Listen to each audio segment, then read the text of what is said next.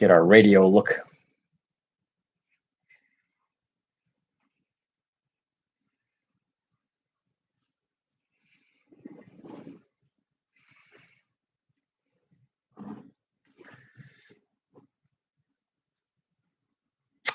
And hello, South Florida. Welcome to our TGIF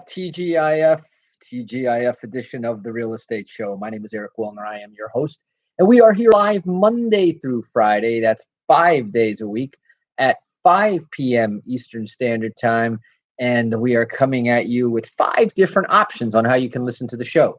Number one, on our original station that started all this radio show 22 plus years ago. So on the AM 1470 and the FM at 96.9, 95.3, to mention just a couple. That's on the FM dial. Then the third way is on the apps. So whether you're in or out of the area, you could just download one of the free apps, the TuneIn app, the radio.com app, the iHeartRadio app, all of those, and just search for WWNN Money Talk Radio. Sometimes it'll be 1470, but WWNN Money Talk Radio on any one of those apps. In fact, WWNN, if you search for that in the App Store, they have an app. So you've got the AM, the FM, the app. You've got also on our website at automaticlandlord.com. That's automaticlandlord.com, all one word. And then at the top of the page, you'll see where it says the Real Estate Show. You just click on that, and it will either allow you to tune into us live at 5 days a week. But if you come at any other time, at your convenience, you can also listen to our radio show on demand just by going to automaticlandlord.com. And you can even download the podcast version of our show there as well.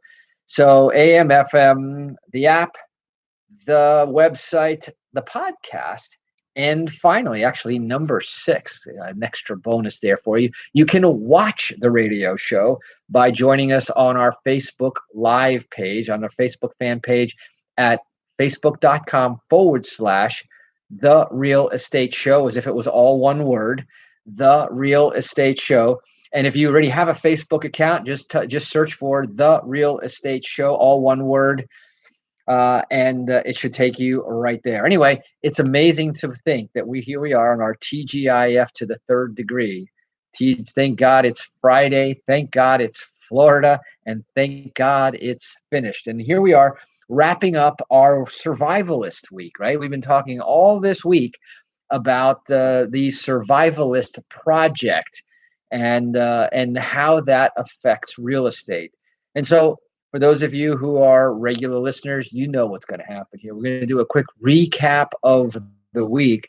So if you missed any one of our 5 shows, you'll get a little bit of a summary, and then sometimes I'll take a little bit of a longer walk on one of my favorite subjects during the week. And also, don't forget, by the way, that our radio show is also rebroadcast on Sunday nights from start to finish. All the week shows starting at 9 p.m. on Sunday night.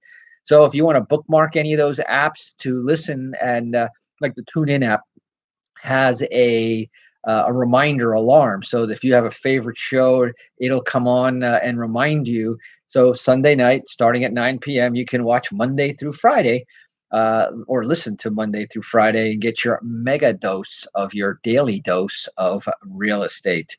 So the whole concept of survivalism is something that I think not that many people are familiar, but it is a relatively large community of people who are very concerned about having a plan B. In the event of a natural catastrophe, in the event of a man-made catastrophe, be it war, terrorism, we got a taste of that with the protests that started to turn a little ugly and very concerning to a lot of people. So it sort of reactivated the whole concept of survivalism, and with the craziness that was created from the pandemic, that also activated the survivalists, and what you see is increased activity in the survivalist area of the market. Now, there are certain states that are destination in the country, such as Utah, Idaho, and so forth. And so I thought it was very interesting. I just got back from a trip to a survivalist property in Idaho, and where we were meeting with a number of investors who bought this pretty large piece of property. I'm talking about hundreds and hundreds of acres in a remote part of Idaho that is now being developed for, and in the event of a need to run and be separated from the craziness that's going on. So it's going to be literally a compound. It will be gated and separated, so it'll be just as important to keep the people in safe, but keep the undesirables out. And so it will include, believe it or not, yes, it will include an armory. So they will have their ammunition and guns stocked up. They will have food supply in storage, and they also will have the ability to be off the grid. So they have solar power. They have land to grow crops to be self-sufficient, cattle to be self-sufficient. It is a riverfront, so they have fishing to be self-sufficient. The river also produces construction material, gravel, not to mention, of course, the very important and essential water. So this whole concept of survivalism is an interesting one all by itself. But of course, this is the real estate show. So we've been talking about surviving in real estate and what that has really meant, especially still in the shadow of the Great Recession of 2008, and still in the official, no one is uncalled the pandemic, which we all probably have the date indelibly marked in our memory, March 11th to be exact, when we saw an interesting, and I talked about this on Monday, where you had one of the basketball players on the Utah Jazz tested positive right before tip-off in what would have been an otherwise, ho-hum, meaningless game against the Oklahoma Thunder. And then within 48 hours, the NBA shut down, along with the Masters, along with the Olympics, along with the National Hockey League, the French Open, and eventually every city in America over the next 2 weeks as everybody went into emergency lockdown. So real estate, you would have expected to have been a catastrophe in 2020. And yet in most places, for the most part, real estate on the residential side, real estate in the less populated areas, and certainly in the climate desirable places, the Sun Belt from Florida to Texas to Arizona and so forth, became very, very in demand. And you saw high density areas like Los Angeles, like Chicago, like New York City become flight cities, and I mean flight from. So that was a very testing time for real estate. And we're still seeing, particularly on the commercial side of things, I think the dust hasn't quite settled, and it may not settle for a little while until we start to see, as companies begin to, states begin to reopen, companies begin to go back to operating in their original office space. And depending on things like density within the office, the number of people to the office, we're going to see how valuable commercial real estate still is, or how many companies will choose to exercise the savings of not having physical office space, not paying for rent, property taxes, repairs, maintenance, utilities, all of those things. I think a lot of companies saw a new perspective on how productive could they be.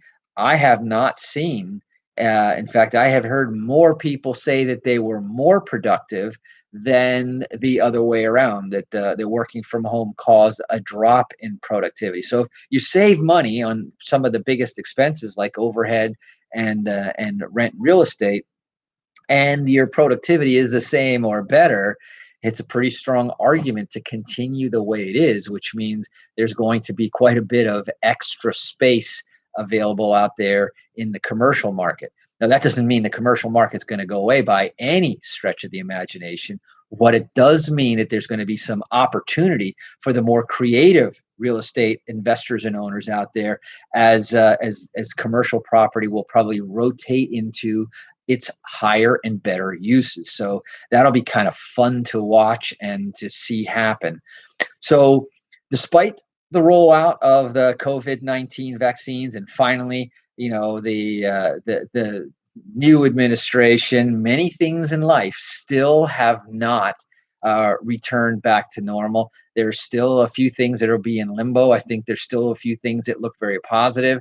My belief, contrary to a lot of the educational gurus out there who like to sell lots of courses, particularly the foreclosure courses, we have been preparing you, not only for this survivalist conversation that we're having here, but we have been preparing you for the REOs that will be coming, but also within the context that I have been telling you, that I've been working with lenders and asset management companies and property preservation companies and the brokers that be the demand that is already waiting for the spike in foreclosures once the pandemic eviction moratoriums are lifted.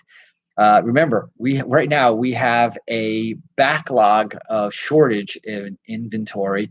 We have a lot of money sitting on the sidelines here in the United States and all over the world that would love to buy a little piece of the American dream. And between the hedge funds, the special purchasing or special purpose acquisition companies, the SPACs, between the banks themselves, which are now interested in holding on the property, they've come out in the open and said that not everything that they foreclose upon will be immediately put on the market. That some of that will be held for income purposes and recapture of their investment purposes. So it's a new world out there. You got to be flexible, you got to be adaptable, but you got to be ready. And that's what this whole Survivalist Week has been talking about. And so we're going to go ahead and take a quick break here, a few words from our sponsors. That was our Monday. We always on Mondays on a mission. Every Monday is a Monday on a mission edition of the Real Estate Show. We set up the theme. We set up the agenda. We're going to now go into our Tuesdays, tools, tips, and techniques, our Wednesday midweek report, our Thursday ATM edition, which is about the money. And then, of course, that'll bring us full circle here to our Friday TGIF edition of the Real Estate Show. Well, don't touch that dial. You're listening to the Real Estate Show. My name is Eric Willner, and I will be right back.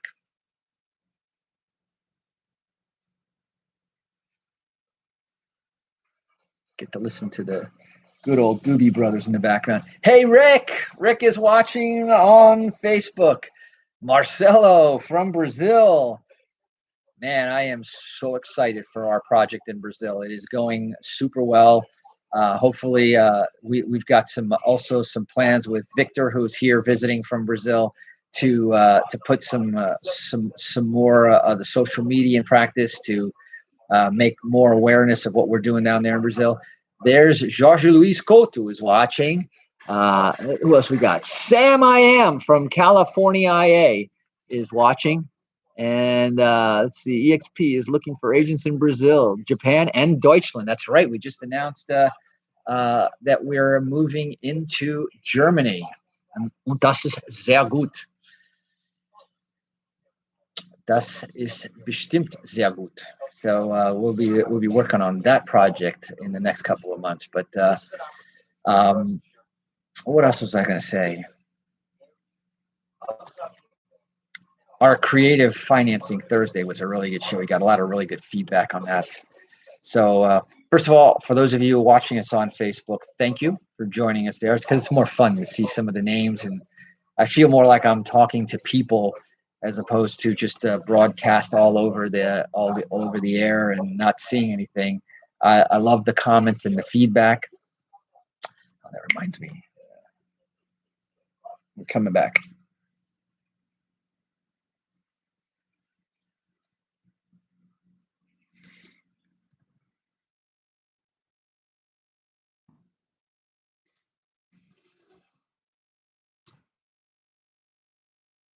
And welcome back. For those of you just joining us here on the Real Estate Show, my name is Eric Willner, and we are here live talking about real estate. We're here live 5 days a week. We come at you 5 different ways. There's 5 different options on how you can listen to our radio show here on our local AM station, here on our local FM stations, and that's plural, 95.3, 96.9, just to give you an example. We're live on the apps, the iHeartRadio app, the TuneIn app, the radio.com app, and of course, WWNN also has their own app. All of these apps are free. Just search for WWNN Money Talk Radio 1470, and you will be getting this radio show live at 5.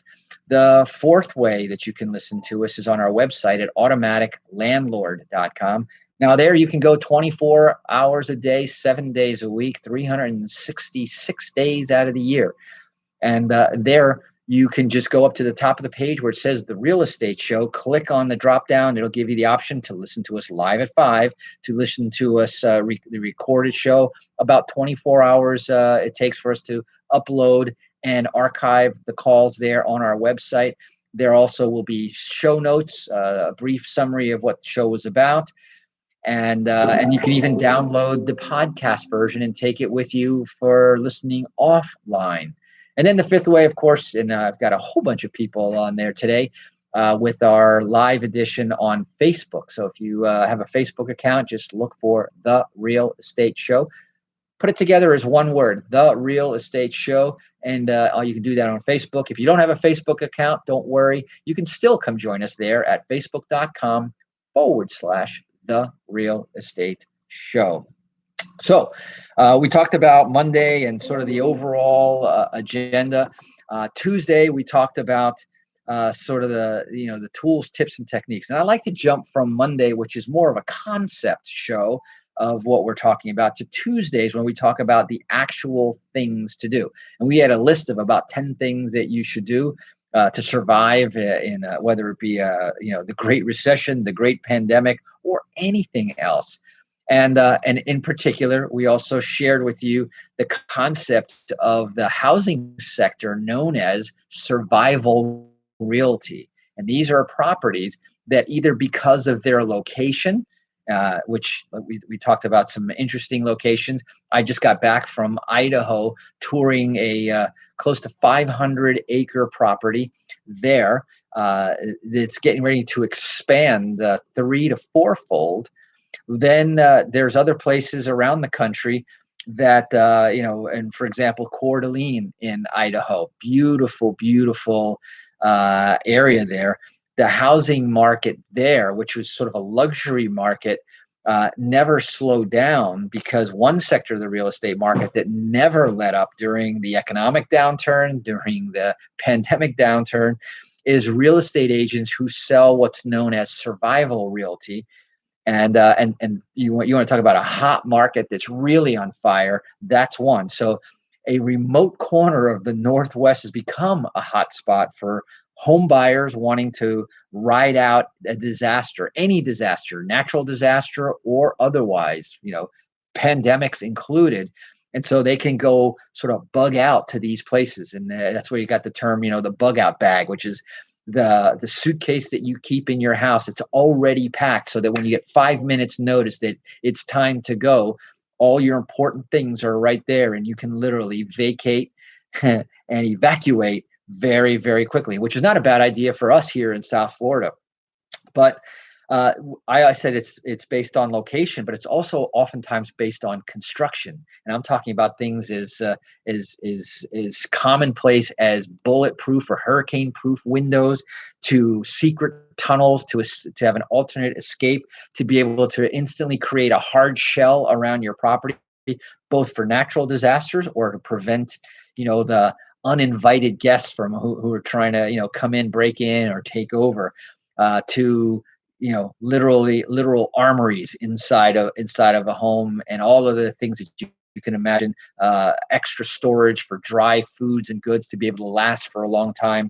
It's really an interesting thing. So we talked about that on Tuesday, some of the things that you might incorporate. Like I said, having some of those preventative or precautionary measures here in Florida doesn't hurt either, because of the frequency that we have the natural disasters.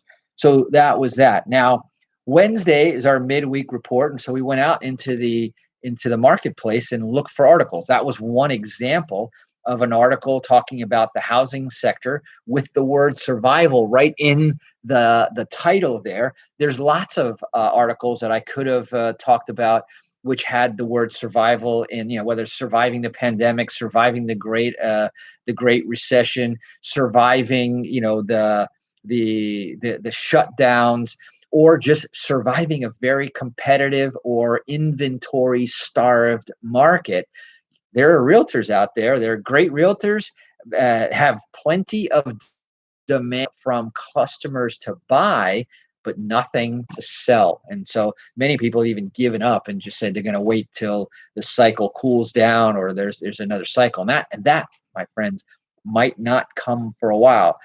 When we do have the lifting of the moratorium, we're going to see how much of it. A lot of people that were in forbearance, that were originally not making their payments, have voluntarily started making payments, have already voluntarily contacted their lenders and started working things out. There will be a number that can't do that. Their means isn't getting any better. Their situation didn't get any stronger, and it'll be part of the natural economy where, supply demand. You can or you can't afford the property, but there is a lot of demand out there. So I think that whatever spike that's going to be, it's going to be absorbed very, very quickly.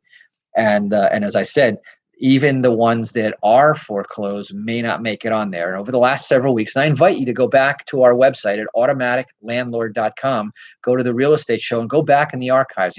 We had 1 week we spoke nothing but about REO properties. We spent 1 week where we spoke nothing. We went very deep talking about the iBuyers, the institutional buyers. iBuyer does not mean an investor buyer. iBuyer does not mean internet buyer. iBuyers are institutional buyers. The world of residential real estate, which used to belong to mom and pop owners like me and you, now belongs to everybody. And there are a lot of institutions, including banks, that are now out there in the marketplace, buying, owning, and managing real estate, and some at some pretty good scale.